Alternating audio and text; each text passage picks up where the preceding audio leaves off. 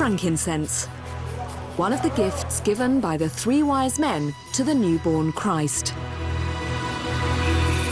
As rare and as precious as gold, its smoke was thought to have divine powers that directly connected man to his God. From its source in Oman, an epic trade route was forged across Arabia to the Holy Lands, where it was shipped throughout the ancient world. And along the way, entire civilizations emerged from the desert and prospered.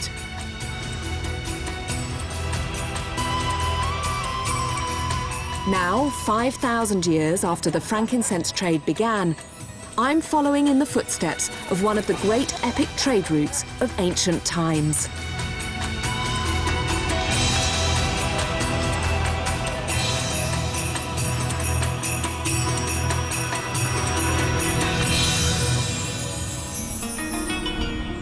My 2,000-mile journey started in Oman with the Al-Mari tribe, the descendants of the original frankincense traders. Goodness knows what's going to happen!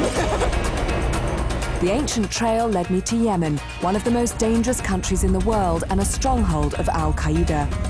People keep telling you, there is a risk, there is a risk. From remote desert villages, I journeyed to Riyadh, Saudi Arabia's glittering modern capital, where I got a glimpse into the lives of the super rich. I feel like I'm in a Bond film. With my life in the hands of Saudi's first astronaut, I followed the frankincense path from above. You're mad! Safely back on the ground, the trail took me through the Muslim world's most sacred territory to the gateway of Mecca. Just magical.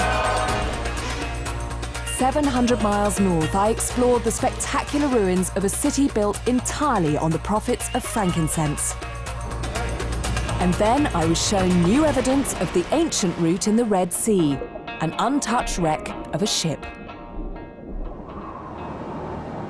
From the coast of Saudi Arabia, I've crossed the Red Sea to reach Aswan in Egypt, to join an even more ancient trade route that followed the River Nile. I'm near Egypt's southern border. This is where the frankincense trail of the pharaohs begins, as does my journey to follow it. Incense was one of the most important commodities in ancient Egypt because the pharaohs used its smoke to communicate with their gods, and that made it as essential to life back then as water from the Nile. Vast quantities of frankincense were shipped from the south along the Nile by one people, the Nubians. Their civilization predated the pharaohs, and throughout most of their history, they controlled trade along the river. Today, they still carry profitable cargo, crowds of tourists. Although they no longer deliver frankincense, it still plays an important part in their lives. I've been invited to a Nubian village to see for myself. I'm going to a wedding. I can hear the party before I get there, and I can't wait. Nubians, I'm told, really know how to celebrate a wedding. I'm meeting the father of the bride with my wedding present, some of the frankincense I bought in Oman. Nubian tradition uses incense smoke to consecrate a marriage. Okay, so Mohammed, this is my present for your daughter. It's good? It's good for the bride? Yes. She will be pleased? Yeah. Okay. Oh, fantastic. Nubian weddings have been known to last for anything up to 40 days. Luckily for the groom, Mohammed, his wedding is a relatively short, low-key affair. This is the third and final day. In the time-honoured way, he has had to pay for everything, including transport, accommodation and food for all 200 guests. To be able to foot the bill, he's been saving for 7 years.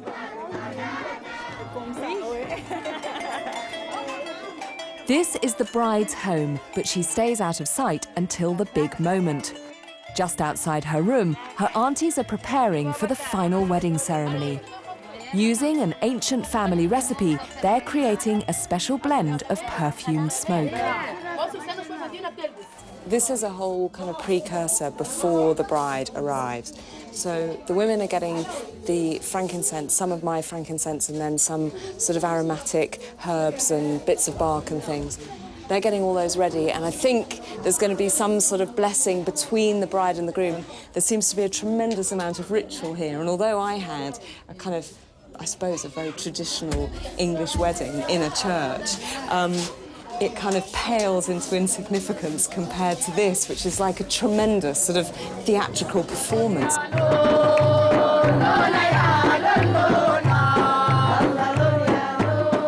Outside, the family wedding party is joined by the entire village.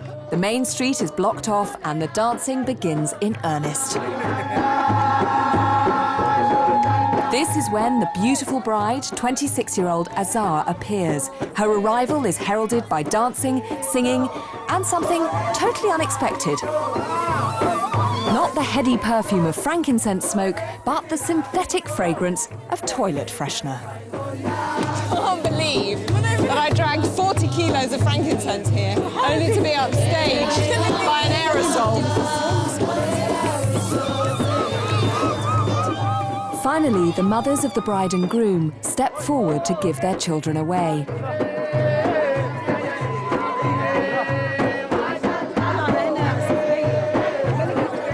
Like the exchanging of rings, their blessing with incense smoke confirms their bond as man and wife.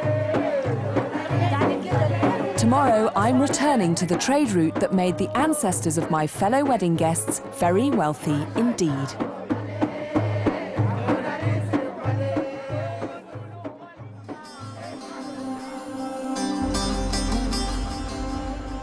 After travelling 1,000 miles from the south with their cargoes stacked high, the Nubian traders would have arrived at this remarkable site.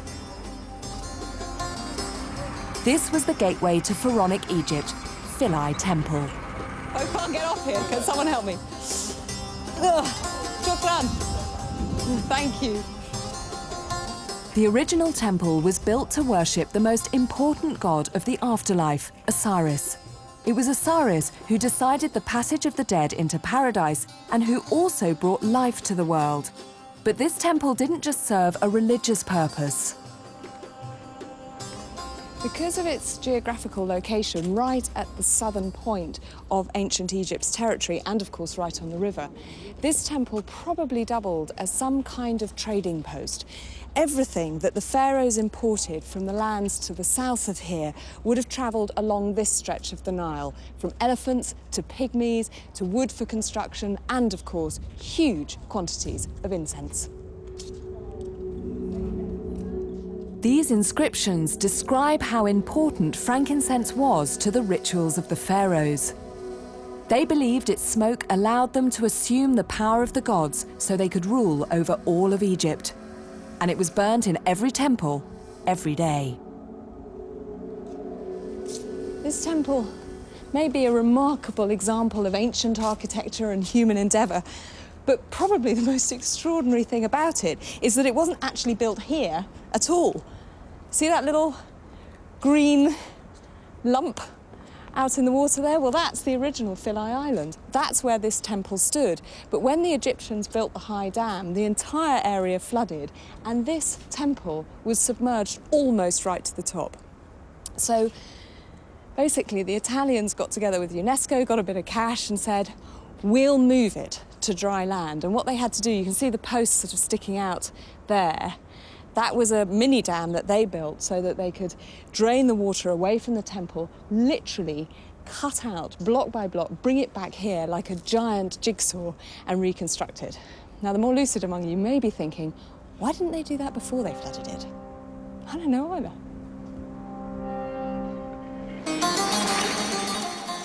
From Philae, I'm following the frankincense route that continued north along the Nile, supplying the hundreds of temples along its length. Thank you. Ooh, how chivalrous you are. Yeah. Ooh, it's No slippery. afraid. No afraid. It's fine. Hello, my name is Kate. Hi, Kamal. Nice to meet you. Gosh, what a beautiful boat. I'm sailing on board a felucca, the type of traditional boat that transported frankincense along the river. Made from the trunks of palm trees, feluccas are designed to skim across the Nile's fast-flowing current. To north.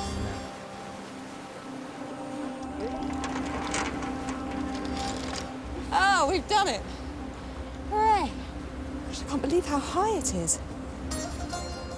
It's so beautiful.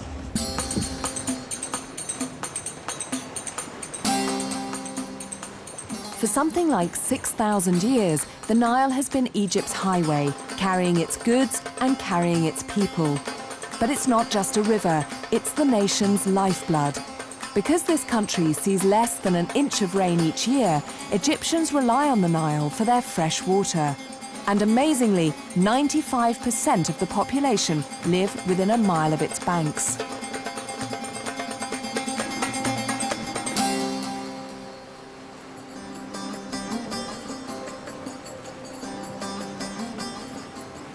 Cruise boat coming. This way for the cruise boat. There are a lot of them, aren't there? Many cruise boats. A lot of cruise boat here, more than 375 maybe. What do you think of them? Not good for driver. Why? Because a lot of oil, Yeah. a lot of smoking for the machine.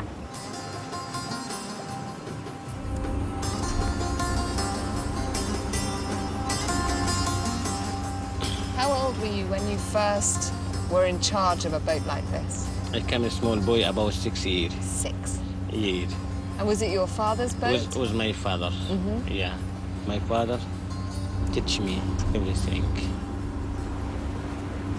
Well, I have to say, at this time of day, I can't think of anywhere more beautiful to be than here. You're welcome. Thank you.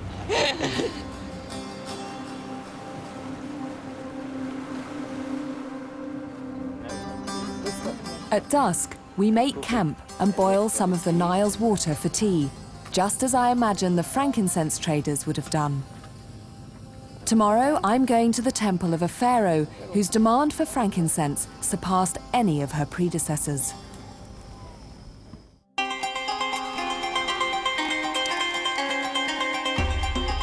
Less than a mile from the riverbank, built into the mountains that enclose the famous Valley of the Kings, is the temple of Queen Hatshepsut. She ruled Egypt nearly 1,500 years before her more famous successor, Cleopatra, and her consumption of frankincense was legendary. The world's leading expert on Hatshepsut, Dr. Shafransky, shows me one of the very few surviving images of her. Although her face has been vandalized, the unusual position of her hands shows her making a ritual offering of frankincense. So she would have had oil on. She's got a hand like that with oil on this finger. Yeah, these 2 fingers. Yeah.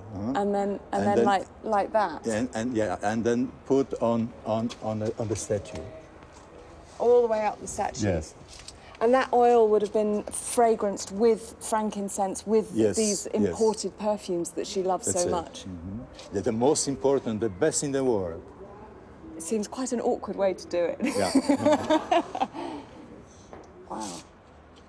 All the pharaohs used frankincense to commune with the gods, but Queen Hatshepsut was the first to burn vast quantities on a huge public scale. And this was designed to prove her divine power to her people. She created a new feast, the so-called beautiful feast of Amun. A lot of incense was required, and it was a very important element of this feast. And she wanted to bring the best in the world, the best incense in the world. During the week-long feast, a gigantic pyre of frankincense burned day and night, its cloud of smoke visible from miles away. And presumably, all these clouds of incense smoke that people were seeing from the Nile meant that she had to make an awful lot of journeys to get that incense from the south. Yes. We know that she brought heaps of incense. These 3,500-year-old frescoes are the earliest records in the world of frankincense being transported. Then we have seen of loading of incense tree, in a basket. So she actually came up with the idea, rather than of just getting the harvested sap Very- of taking the yeah. whole tree back. Very wise idea. Very clever. Although this temple was Queen Hatshepsut's tomb, her body was never found here. But a recent discovery could have solved the mystery. When I get to Cairo, I'm going to see for myself. Now, it's believed that less than 1% of ancient Egypt has been excavated so far, but you can't just turn up and dig. Dr. Shafransky is taking me to meet the man in charge of all archaeological activity in this whole area. He's on the phone. He's one of the most powerful archaeologists in Egypt, and he has a fearsome reputation. So we go in? Mansour Baraik's job is to protect the wonders of ancient Egypt from tourists, TV crews, and especially archaeologists. His rules are strict and his motto simple: break them and you're out. I'll tell you a story, One member from a mission began to interfere in the work, not in her work. What we did, we let him return back to her home directly in 24 hours. Really? Because she began to interfere in something not her business, And what did you do? Did you just go to her and say, pack your bags? I called the head of the mission. I told him, please, this should leave now the country because she began to write something which is not her business. Warning heeded, Mansour agrees to meet me later at one of ancient Egypt's greatest treasures, which just happens to be round the corner from his office. This is one of the most astonishing things about Egypt. You walk round a corner, and there's yet another walloping great temple.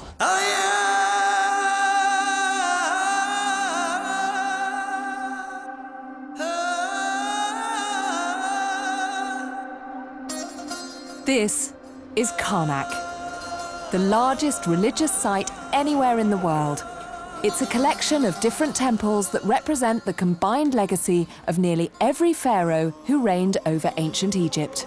Pharaohs always wanted to outdo the previous pharaoh. So someone would build a temple, die. Next pharaoh would come along and go, ha, I can do better than that.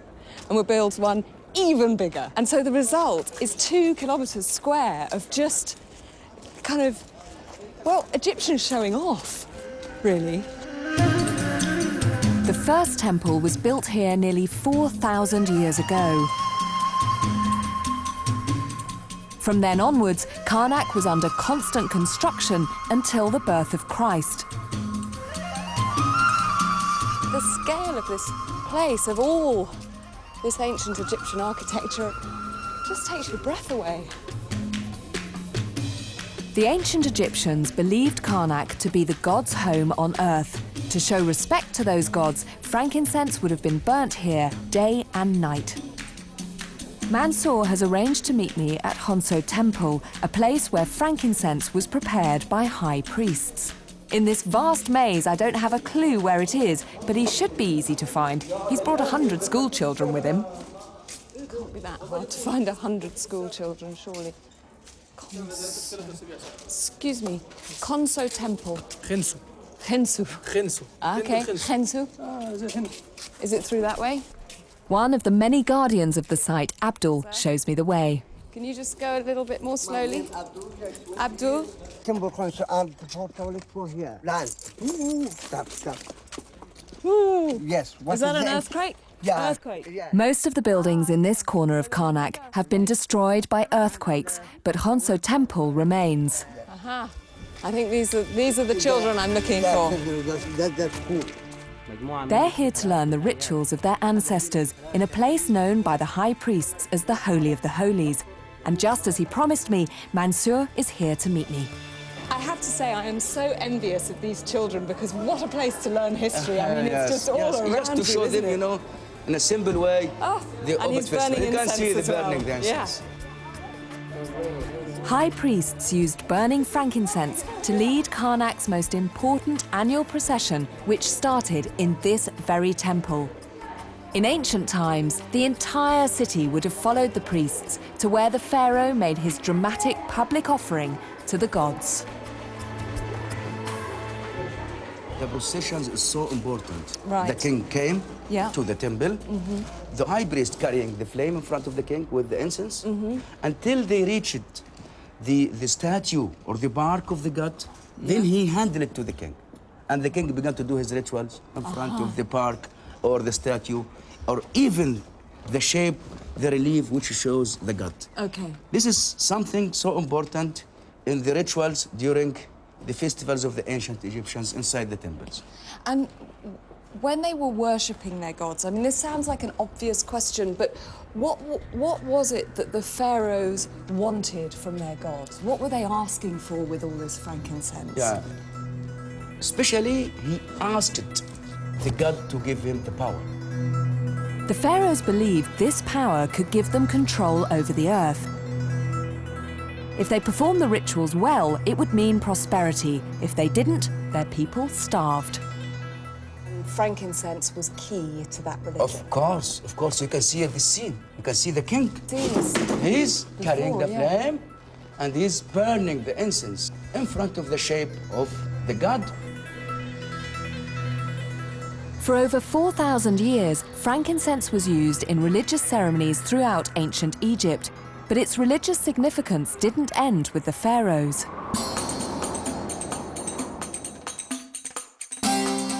From Karnak, I'm heading 100 miles north to join a modern-day religious ceremony where frankincense is still being used.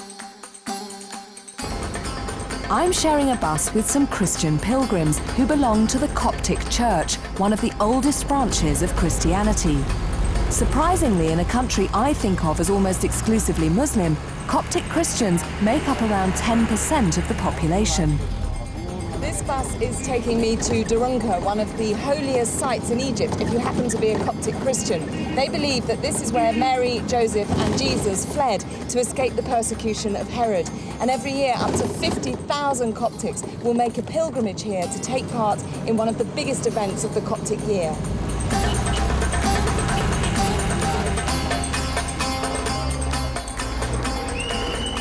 The monastery of the Holy Virgin here at Durunka is big, about the size of a small town. But every bit of it is crammed with people here to take part in the procession. Great plan to meet somebody very tall. You know the man, he's very tall. The holy man. Come. Which way? To help me find my way, I've arranged to meet one of the monks. He hasn't left the monastery for 10 years. He wanted to take himself away from the world. But the irony is today, the world has come to him.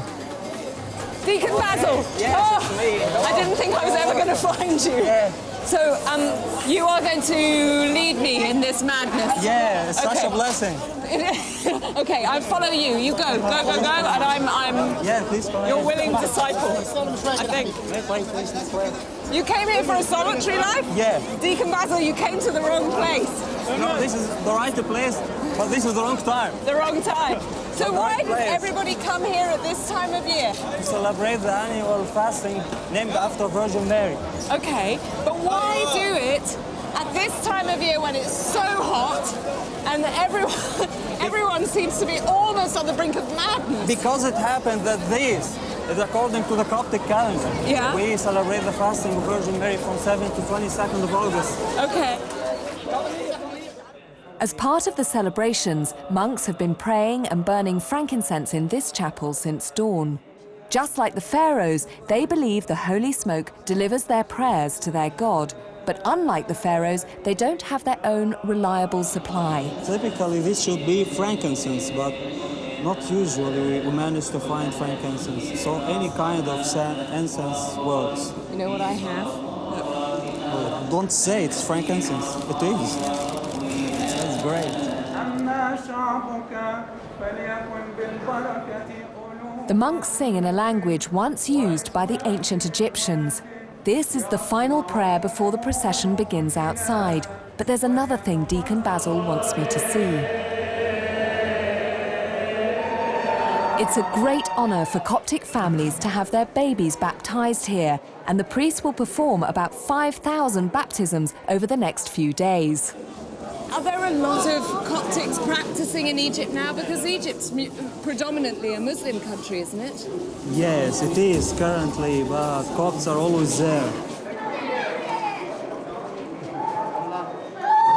It's quite rigorous. In Britain, when a child is baptised, they just use a bit of water and they make the sign of the cross on the forehead.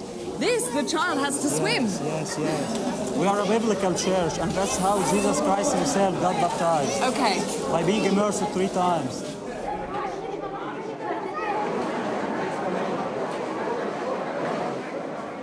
Deacon Basil leads me to the cave Copts believe was once a refuge for the Holy Family. It's one of their most sacred sites, and it's full of volunteers making last-minute preparations for the procession. These men in white robes are amongst the most devoted, and today they're going to be put to the test. Their job is to protect the monastery's bishop as he leads the procession through the crowd outside. Many have been waiting here for 2 days to claim their position. But others haven't gone to the same trouble. Wealthy families have purpose-built viewing rooms that are only used to watch the procession for this one day each year. Then the bishop arrives. 87 years old, he's too frail to walk and will complete the procession in a golf buggy.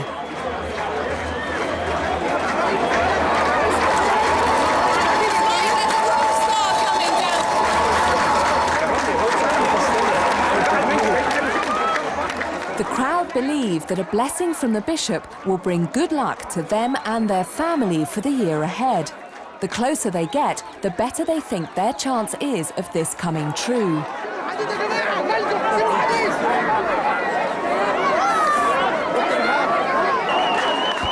This procession has been attracting ever bigger crowds over the past decade, with attendance figures almost doubling year after year. Stories of the blessed finding sudden fortune have been a motivation, but it's also been suggested that rising Islamic fundamentalism across Egypt has sparked a new wave of Christian fervour. It seems to be descending into complete chaos. They're trying to control the crowd with a barrier here, but it looks like fighting's breaking out.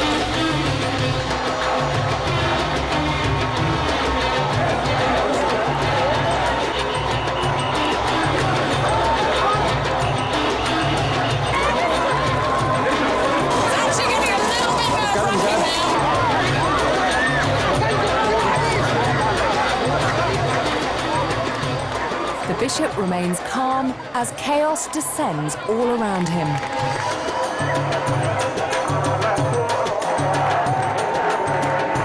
After just 20 minutes, the procession comes to an end as the bishop returns to his solitary life inside the private rooms of the monastery. The procession is officially over and now it's just processing to get out of town. That was quite possibly the most insane experience I think I've ever had, but despite it being at times actually quite frightening, the number of people and the crush and this kind of fervour. Everyone has been incredibly friendly and what really comes out is this pride in the Coptic faith. People coming up to me and just saying, look at all these Coptics together, look at them all. There's thousands and thousands of people here and they're all celebrating and they're really proud of that fact. And this sort of thing has been happening all the time, just these little spontaneous outbursts in the crowd. I think the party might go on a lot longer than I can handle.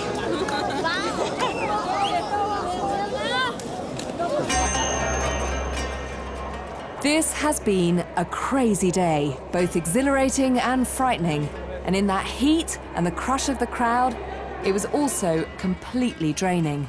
I've reached that point where all I want to do is stop, cool down, and go to bed.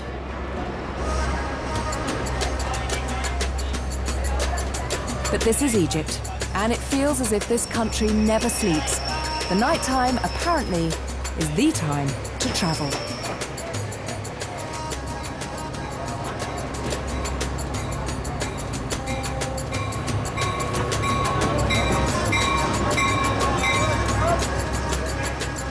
So I'm catching the 1 a.m. train, and the plan is that I wake up refreshed and ready to go in Egypt's capital city, Cairo, first thing in the morning.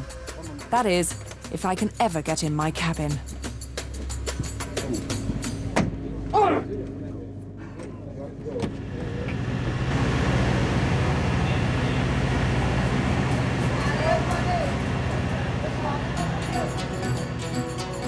Like almost everything in this country, the train line sticks close to the Nile on my 300-mile journey to Cairo.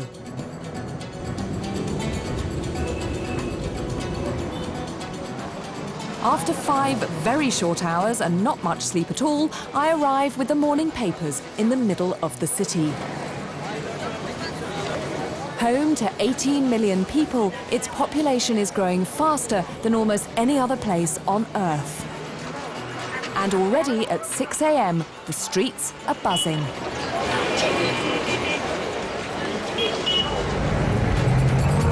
My first stop is the spice market, where frankincense has been traded since Cairo was first built. So is Cairo a good city to live in? A good city.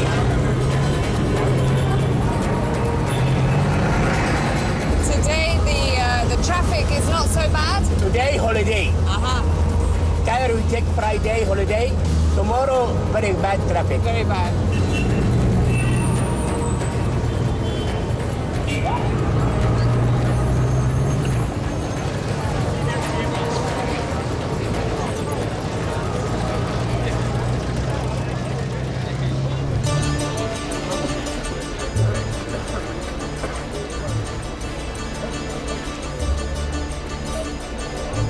Cairo wasn't founded by the pharaohs. It was constructed instead by Muslim conquerors from Tunisia just over 1,000 years ago.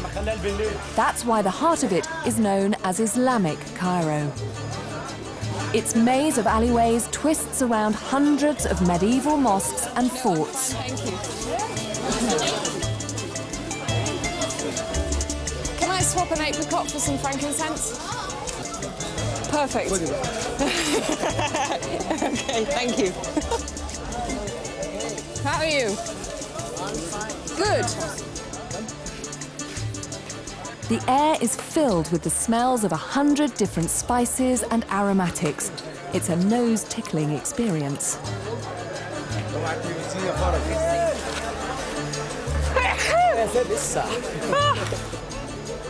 Used for medicines, for ingredients, for talismans, seeds and starfish, oils and incense are still in demand all over Egypt today.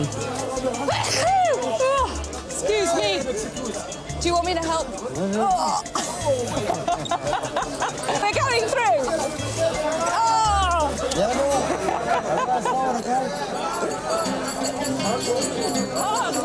The old city's alleyways lead me to Cairo's famous Museum of Egyptian Antiquities. This is where the pharaoh's priceless artifacts are kept on display. It's also where the mummy, which might be that of Hatshepsut, the frankincense queen, is on show.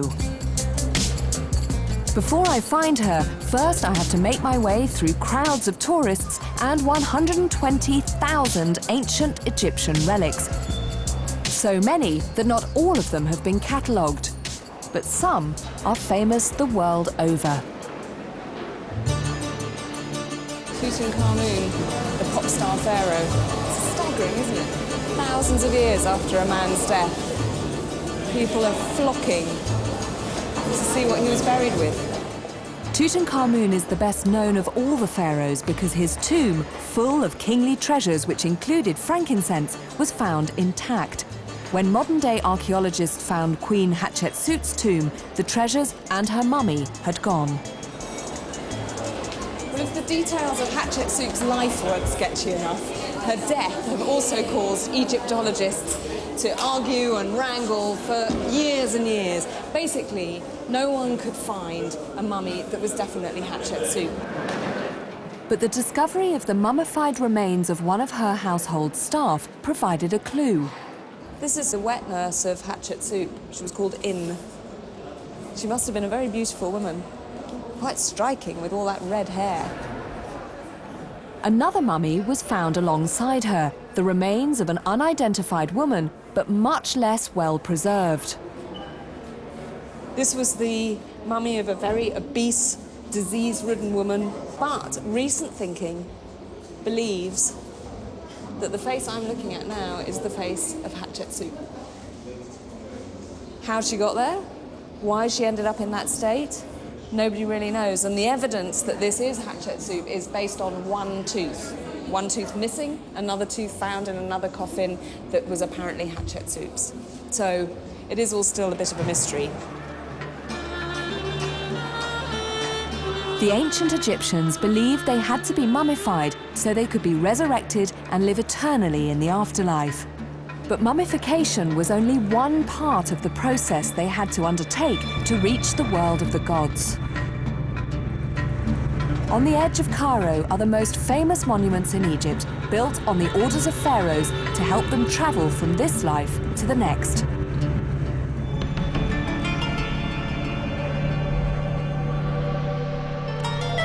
It was here frankincense was used in some of history's most elaborate death rituals. The tallest of the Great Pyramids of Giza is 450 feet high. For 4,500 years, until the construction of the Eiffel Tower, it remained the tallest structure on Earth. Janice Cameron is one of the world's leading experts on the pyramids.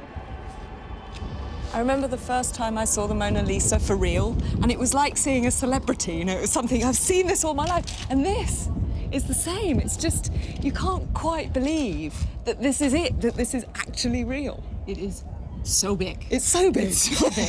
I remember the first time I came here driving up and it just got bigger the closer you got. It's just enormous. Can you, what went through the guy's mind? Who thought of this? I mean, well, you got to get to the sky. Madness, isn't it? Get as close as you can. That was it, was it? Well, trying to get to the sky. That's part of it, sure. It's astonishing. Although it took 100,000 people 20 years to build, it's the tomb of only one man, the pharaoh Khufu. Why did Khufu build it? Well, after his death, he became a god, and this was his resurrection machine. That's the Egyptological buzzword. What do you mean? So the idea was that he would put himself in this to be resurrected and, what, shot out of the top suddenly as a god, or? One thing that's interesting about ancient Egyptian religion is that this pyramid, this huge mountain of stone, represents kind of a stairway to the sky. And this is about as big a stairway as anyone could imagine. The ancient Egyptians believed that they entered the afterlife through a specific part of the sky above. But Khufu's journey started deep inside the heart of the pyramid in his burial chamber. Lead on. The burial chamber is situated close to the center of the pyramid, 250 feet below its apex. Which I think what I hadn't appreciated, I might seem really stupid now, but I thought the pyramid was a sort of a pyramid-shaped shell, and it would be completely hollow inside, but it's solid rock all the way through. It is. I mean, the bottom part is actually bedrock. They left a big chunk of bedrock sticking up from the plateau, and then they built quarried stone around it. Okay. This tunnel leading up to the burial chamber is only 4 foot high and originally was blocked by 3 7-ton granite slabs to stop intruders. That whole thing about women gently glowing, it's not true, is it? I'm not going to look very ladylike, I know, when I get up here. Oh my goodness. It's completely unexpected. It's called the Grand Gallery, and it's a remarkable feat of engineering. It's unique. The technique is called corbelling. See how the stones overlap and overlap until the top? And then straight up that way is the burial chamber. That's where we're going? Yeah. Okay. You ready? Lead on. Yeah, I'm ready. I'm ready. Pick I've a got my side. breath back. Which way do we go up? We can go up this way. For anyone taking part in Khufu's funeral, this journey must have been awe-inspiring and terrifying in equal measure. The tunnels would only have been dimly lit by torches and probably full of incense smoke. It must have felt like a procession into another world. Finally, a much smaller tunnel that leads to the pharaoh's resting place. You can't do this elegantly, can you? You could be in the most modern building in the world. Once this room was stacked full of treasures that the pharaoh believed he'd need in the afterlife. But they've long since been stolen. And this? This is the king's sarcophagus. This is where the coffins and the royal mummy would have been put. And would frankincense have played a part, or incense would have played a part? Because obviously that played a huge part later on, but is that something that would have been key at this stage as well? Incense was part of the offering ritual from the earliest periods of Egyptian history. It's listed as part of your main offering and was definitely used as part of the funerary ritual and part of the daily cult ritual. Nice echo, huh? So the first time I ever came here, my friend Stacy and I had the place to ourselves for some reason. Yeah. And we sang a rousing rendition of Amazing Grace, which the acoustics were wonderful. It's like singing in the shower times 10. Yeah. Should we do one? I don't know the words. I don't think I remember. No, come on, you must remember one line. Go on, how does it start? Go on. Amazing grace.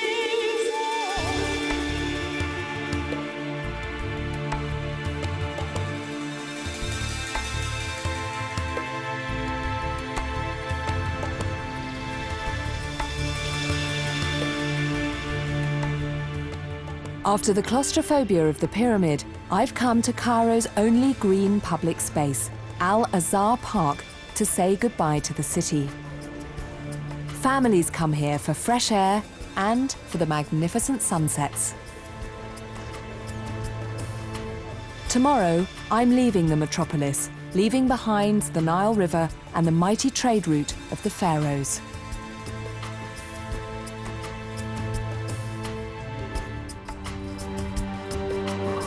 Now, I'm turning east towards the Frankincense Trail of Arabia.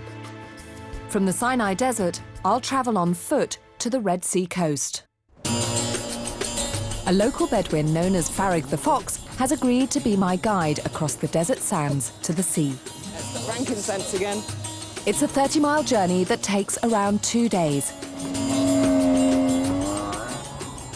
And of course, we're going to travel by camel. So the head right down. Yes. The Bedouin can't live without camel. He's his life, you know. So even though you have the 4x4 now, the camel can't be beaten? No, but we use the camel, of course. 4x4 can go some places, but the camel can go anywhere. I'm getting rather used to this now. Riding a camel is sort of like riding a bike. You never forget. But I'll need to look after mine. Camels today are regarded as luxury items. They can cost up to £1,000 each, so they're a big investment, especially in a region with little paid work.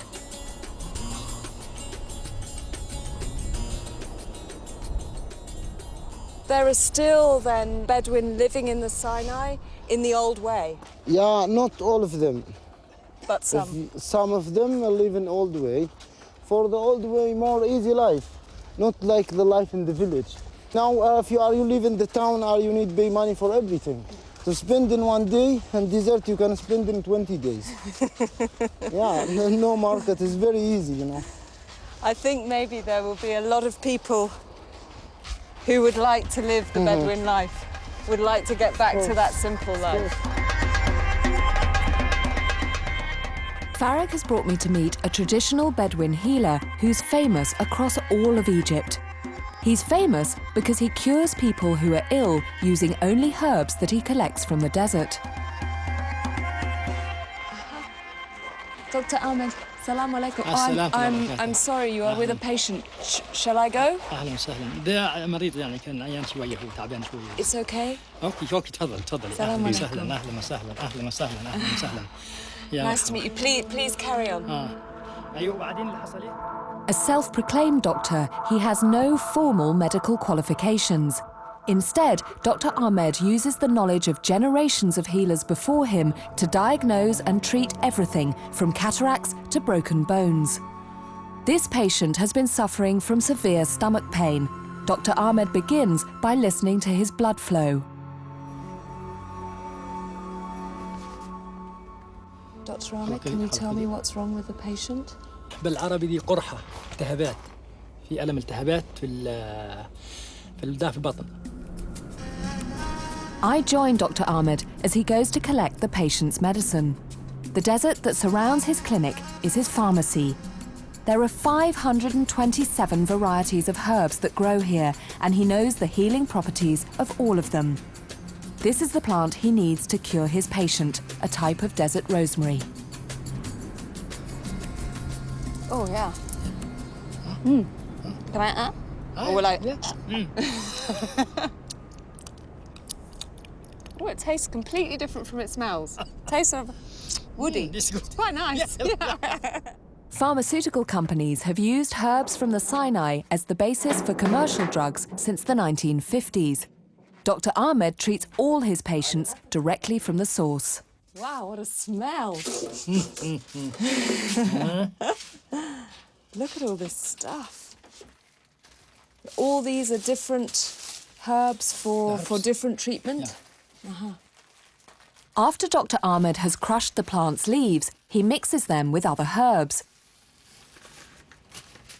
With a final 21st century touch, his patient receives his 100% natural medicine.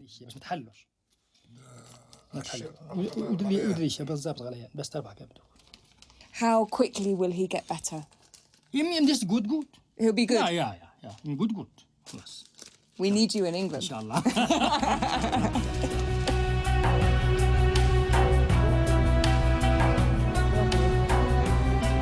I rejoin Farag and we continue our journey east. Just a few miles from the coast, Farag decides to stop for the night.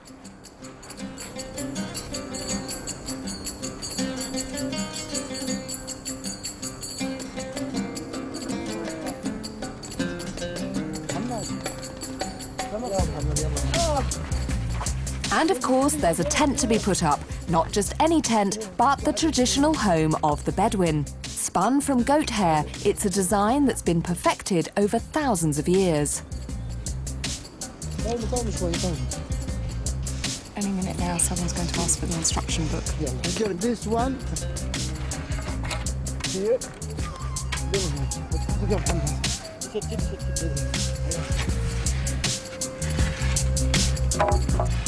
Come to here, to this one. To this line here? No, yeah, to this line, yeah. Yeah.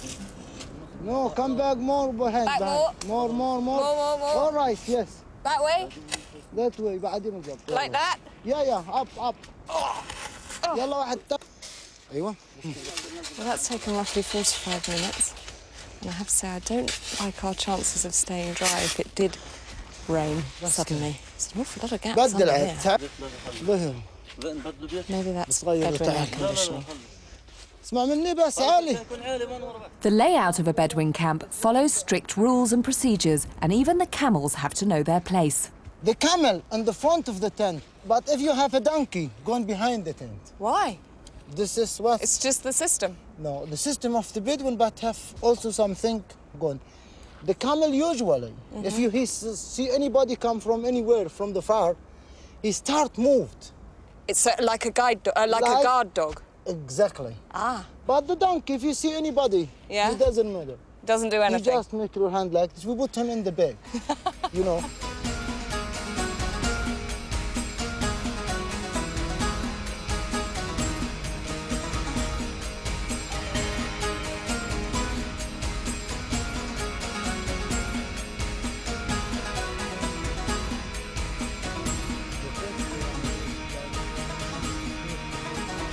This is the Bedouin bread, and this is fish and potatoes and tomatoes all together here.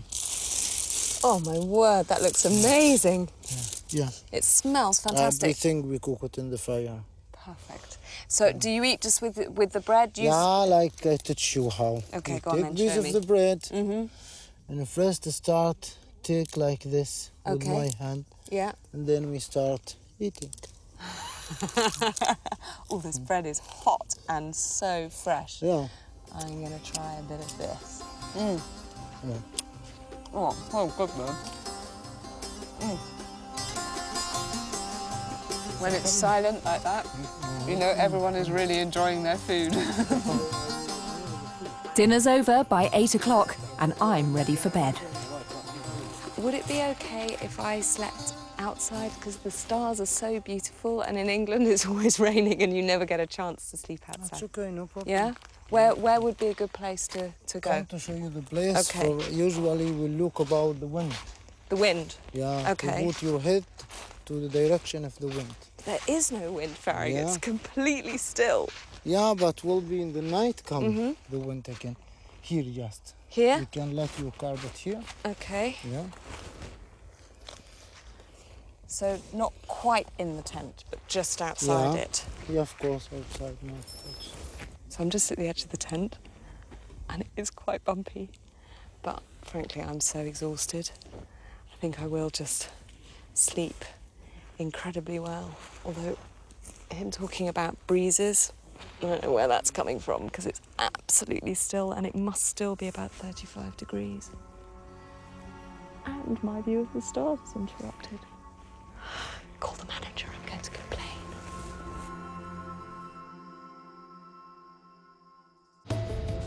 At dawn, the tent we took so long to erect is taken down again. I think I can officially say that I'm not tough enough to be a bedroom. Everyone went to sleep, and I lay down on the bit of carpet that Farag gave me. I was looking at the stars and just thinking, I'm never, ever going to sleep. So, and I just felt so guilty about kind of failing. So I crept out with my torch. I crept out and was sort of scanning around, and I saw a sleeping bag. Yes! So I kind of snuck it back in and unrolled it. So I had about that thick mattress, put a carpet over the top so no one would know, and then finally kind of passed out for about, I don't know, an hour. But it was so hot, so just the temperature never went down at all. And so although it's a very, very beautiful place to sleep, it wasn't the most restful night.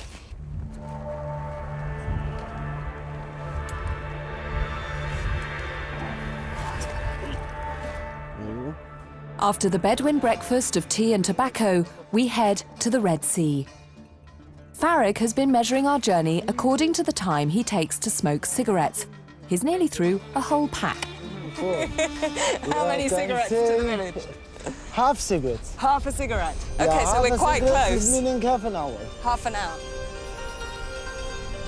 This tough landscape has made the Bedouin who they are. Every tree and rock has a meaning or a purpose and is inhabited by spirits. There are good and bad spirits. The bad spirits are known as jinn. Someone who is particularly unlucky or suffers from inexplicable ill health is believed to be possessed by jinns. This region is home to a man who has inherited the power to exorcise evil spirits. Assalamu alaikum. Sheikh Fauda is able to detect whether someone has been possessed by jinns, and as soon as we're introduced, I begin to feel a little anxious. When the Sheikh meets someone like me for the first time, does he sort of try and assess, look at me and think, oh, she has a bad spirit, or...? Yeah, he knows from the eyes of the person, from the face also. I'm quite nervous now. Yeah. The Bedouin of the Sinai believe that possession by jinns is a frightening reality. Just last month, the Sheikh exorcised a man who had inexplicably murdered his family. The evil spirits only become visible in specially prepared smoke. He wants to find out if it's possible that a jinn might have possessed me while I slept.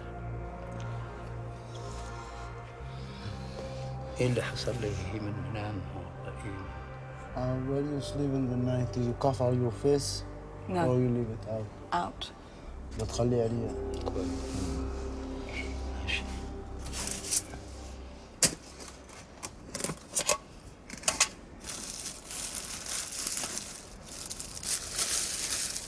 You know, when you're a kid, your mum says never accept sweets from a strange man. She never told me what to do in this situation. You do what you do. Yeah.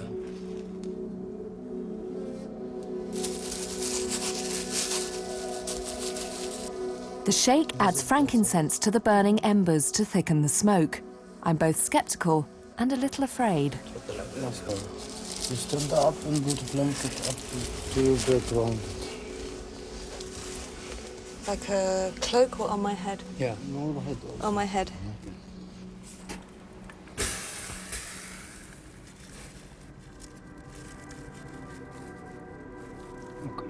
Sit down. Yeah. The sheikh looks for signs of the spirits in the smoke of the burning frankincense. This is my moment of truth. After what seems an eternity, he hands me an ember of the burnt frankincense. You didn't have anything. I have no gins. Everything okay. Thank you. The colour is pure and pale, a sign I'm free from evil spirits. Is there anything that the sheikh can do to give me good luck for the rest of our journey?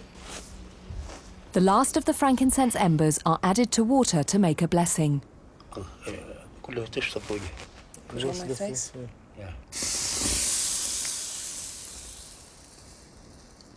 After this, is no jinn come to you. Okay, Yeah. so I will be safe tonight Yes. and for the rest of my journey.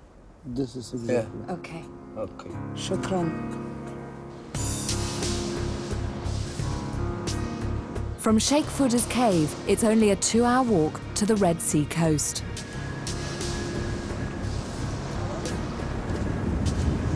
Wow. The end of Egypt.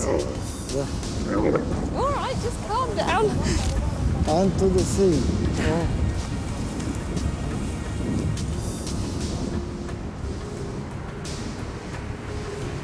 This is now the 4th nation that I've crossed on my remarkable frankincense trail. Just across the water is the Kingdom of Jordan, where I'll begin the final stage of my journey.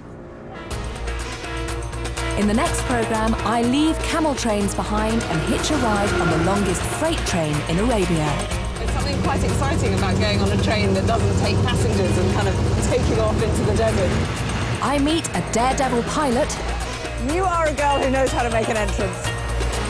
And we trace the ancient route through one of the most spectacular deserts in the world to a hidden city built by frankincense traders.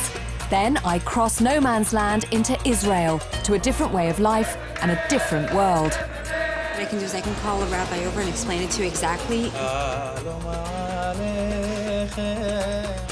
The ancient trade route leads me to the most contested religious territory on the planet, the city of Jerusalem. People have given up their lives for it. And then I make my final border crossing to the last stop on my frankincense trail, the village of Bethlehem. And I arrive on the one day of the year when it's the centre of the world's attention, Christmas Eve. The patriarch is coming, and so is every security man in Palestine.